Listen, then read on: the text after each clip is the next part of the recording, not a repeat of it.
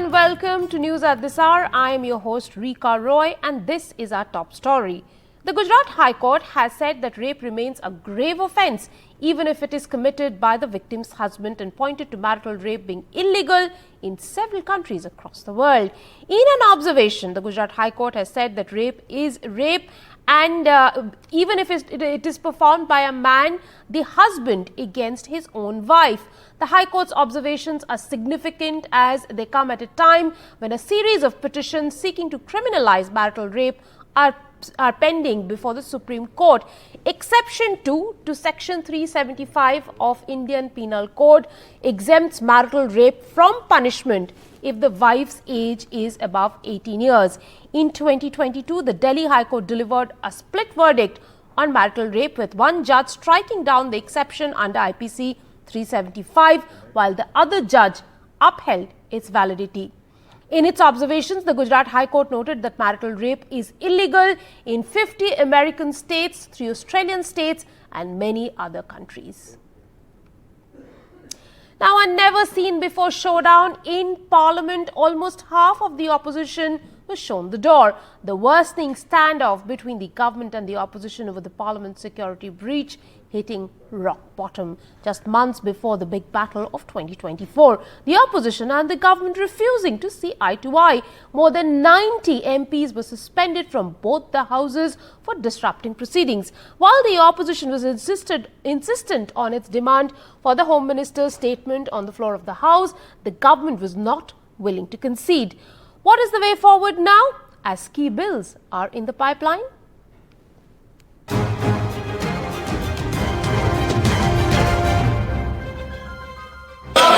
Please take your seats. आप सब सदन का सहयोग करेंगे. A very disturbing day for us. सदन की गरिमा सर्वोपरि है. Please take your seats.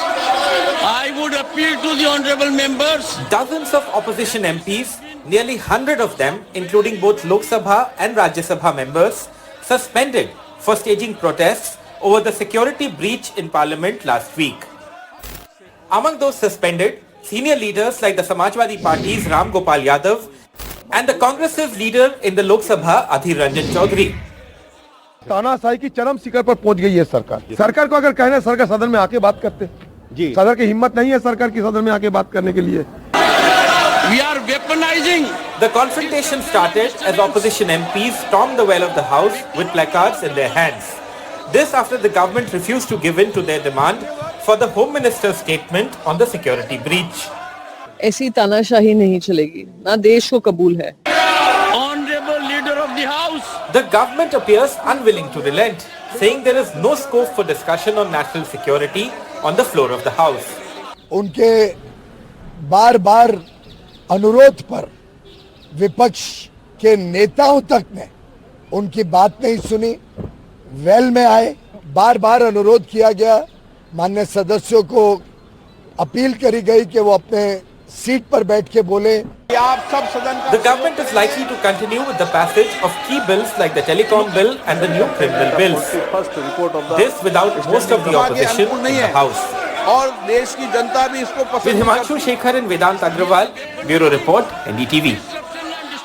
And the southern state of Tamil Nadu was just recovering from the aftermath of cyclone Michang. Another weather disaster has happened. The rain havoc that has brought Tamil Nadu to its knees. 4 districts are on high alert, entire villages being evacuated as floodwaters enter homes.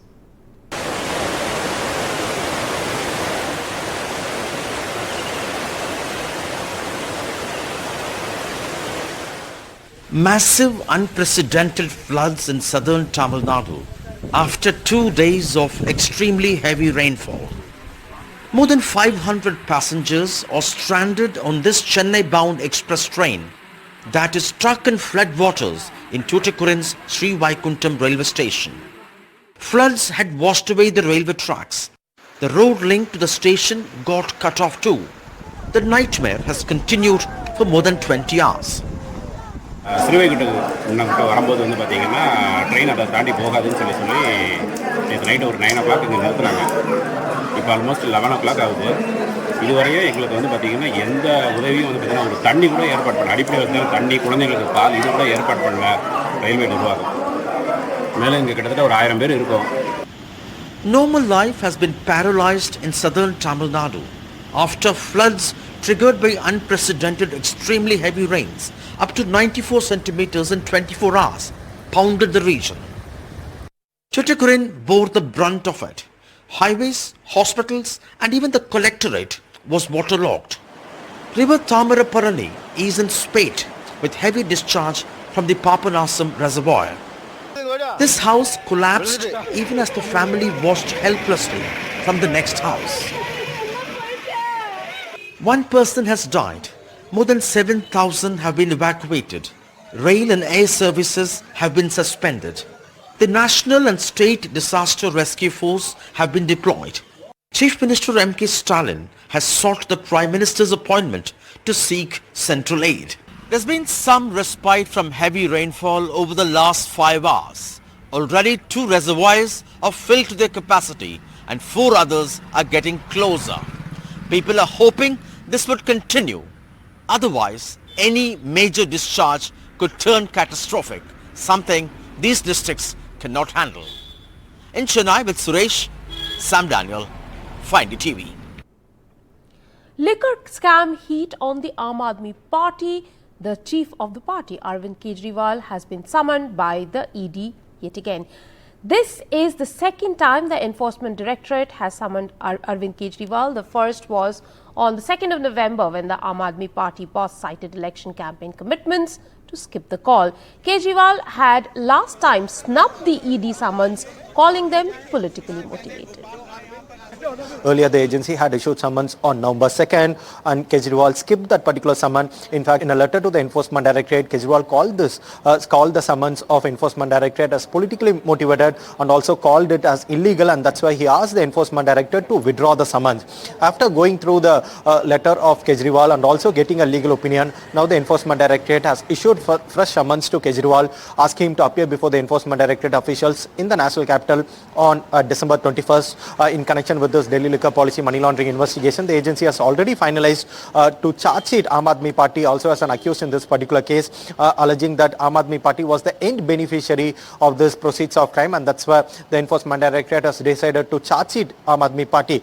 Arvind Kejriwal being the convener of the party, and that's where the agency wants to record the statement of Kejriwal, and that's why they have issued summons to him on December 21st. With Kejriwal already announcing that he would be going for a Vipassana from 19th, it's unlikely that Kejriwal will be complying with the summons. So we have to wait and watch whether the Enforcement Directorate will be issuing fresh summons to him after his Vipassana, what other steps the agency will be taking forward. But it's very clear that the agency is in all likelihood will be charge sheeting Aam Aadmi Party also as an accused in this case, which will be the first in the history of Indian political system or Indian polity where a political party will be arraigned as an accused in a criminal investigation. Now, 4 terrorists, 3 of them involved in targeted attack on a policeman, have been arrested in Srinagar and Pulwama. The arrests have been made as part of the massive manhunt against terror suspects by the police and security forces in Jammu and Kashmir. My colleague Nazir brings us this report. A Lashkar terror module set up to target policemen in Kashmir busted. Within a week of a targeted attack on a police personnel in Srinagar, cops have arrested 3 Lashkar terrorists. According to the police, the 3 were in touch with their handlers in Pakistan. After barging into the house of Constable Muhammad Hafiz in the Bemina neighborhood of Srinagar, they fired 6 bullets on him, critically injuring him.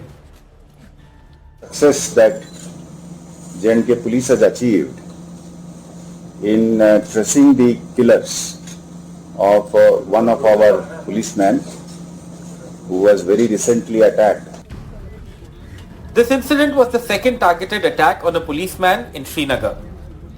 Earlier, a police inspector was targeted when he was playing cricket in the Eidgah area of the city. In the Pulwama district of South Kashmir, the police have also arrested a newly recruited Jaish terrorist. Police said Rohel Abdullah had joined terrorist ranks a week ago. A large amount of arms and ammunition has been recovered from this man.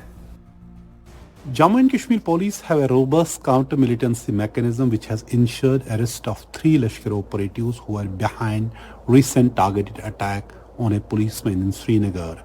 But this also shows how attempts still continue to revive militancy and carry out targeted attacks.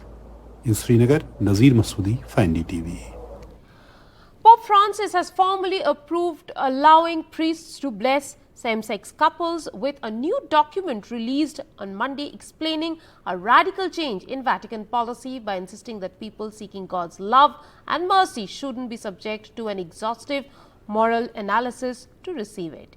One should not prevent or prohibit the Church's closeness to people in every situation in which they might seek God's help, a simple blessing, the document said on from the Vatican's doctrine office. But the shift in policy doesn't change the Church's position on marriage. The document reaffirms that marriage is a lifelong sacrament between a man and a woman, and it stresses that blessings should not be conferred at the same time as a civil union or even with the clothing and gestures that belong in a wedding. The principal and a teacher of a residential school in Karnataka's Kolar, who have been arrested after a viral video from the campus showed scheduled caste students being forced to clean a septic tank, allegedly as corporal punishment. The issue has again brought to focus abuse of children in government schools, corporal punishment, manual scavenging, and more importantly, atrocities against against scheduled caste and scheduled tribe students.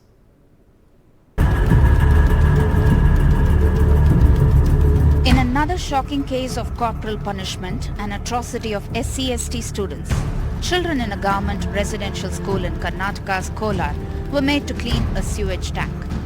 A video of the students subject to that inhuman punishment has gone viral. In another incident at the same school, students were seen carrying heavy school bags and falling unconscious. Punishment ಕೊಡ್ತಾರೆ sir ಮತ್ತೆ ಹೊಡಿತಾರೆ sir ಬಾಯ್ಸ್ಗೆಲ್ಲ night ಹೊತ್ತು punishment bags ಎಲ್ಲ ಹಾಕೊಂಡು punishment ಕೊಟ್ಟಿದ್ದಾರೆ photos ಯಾರು ತೆಗಿತಿದ್ದಾರೆ ಅಂತ ಗೊತ್ತಾಗ್ತಾ ಇಲ್ಲ sir. According to Kolar police, this incident happened at Moraji Desai Residential School. A total of 243 students, including 19 girl students, study in the school from class 6 to 10. The school principal, Bharathamma, has been suspended and arrested along with another teacher. 4 contract staff have been dismissed. ಇಡೀ ರಾಜ್ಯದ ಎಲ್ಲ ಹಾಸ್ಟೆಲ್ಗೆ ಮೊರಾರ್ಜಿ ಶಾಲೆಗೆ ಎಚ್ಚರಿಕೆ ಗಂಟೆ. Case ಹಾಕಿ arrest ಮಾಡಿದ ತಕ್ಷಣ ಬದಲಾವಣೆ ಆಗುತ್ತೆ ಅಂತಲ್ಲ, ಈ ಒಂದು ಜವಾಬ್ದಾರಿಯನ್ನ ಸರ್ಕಾರ ಹೊರಬೇಕು ಅಂತ ಹೇಳಿ ನಾವು ಒತ್ತಾಯ ಮಾಡ್ತೇವೆ. FIRs have been registered. 1 under SC and ST Act and law prohibiting employment of manual scavenging. Another under POCSO Act. Schools are supposed to be learning spaces that help build values with the help of teachers. But when they become a life of hell for children, then educational institutions and social norms need a complete revamp. With bureau inputs from Kolar, Pratibha Raman for NDTV. Time for a quick break on the show. More on the other side. Stay tuned.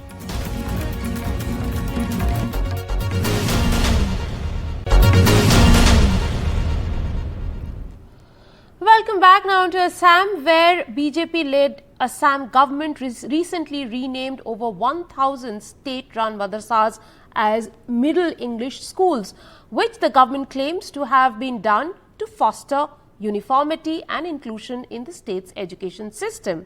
However, state government's pursuit since last year to shut down and convert the state government-run madrasas to general school has faced criticism from some of the quarters.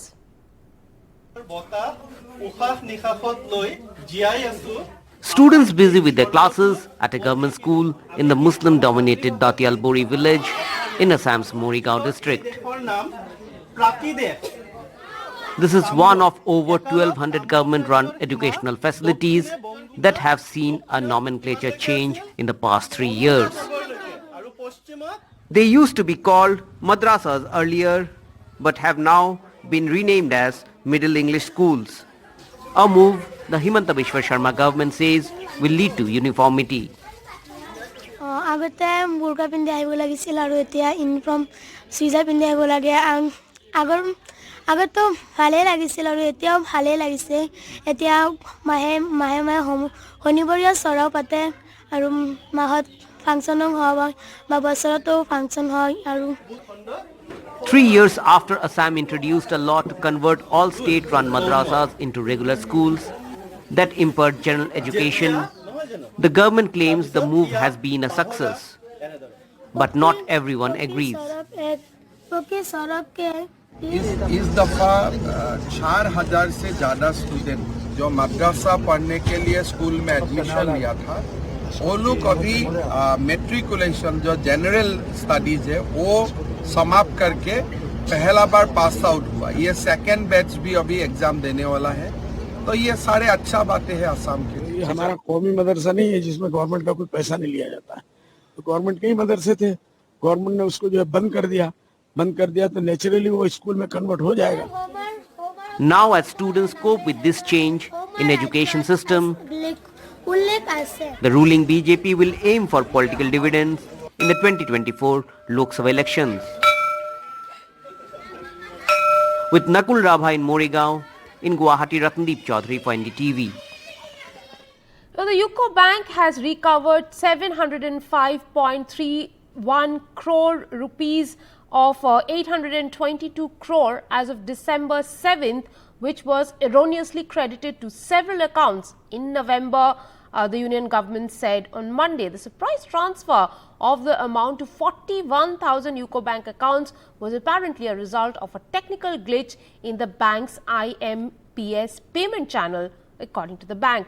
IMPS or interbank mobile or immediate payment system is a round-the-clock instant domestic fund transfer facility accessible via internet banking, mobile banking apps, ATMs, bank branches and many more.